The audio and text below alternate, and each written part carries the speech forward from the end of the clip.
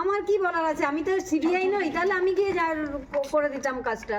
আচ্ছা, সিবিআই কাজটা করেনি, তাই ওদের জামিন হয়ে গেছে। আপনাদের নতুন আইনজীবী এখন কে লড়বে? বলতে পারবো না, এখন বলতে পারবো না, এখন খুব হতাশার মধ্যে আছি। এখন আর কিছু মানে এই বলতে ঘটনা পারবো না। চূড়ান্ত হতাশ। এটা চূড়ান্ত হতাশ।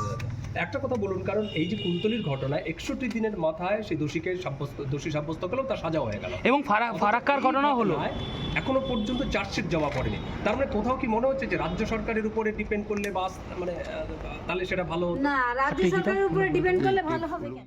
আমার কি বলার আছে, আমি তো সিবিআই নই, তাহলে আমি গিয়ে করে দিতাম কাজটা।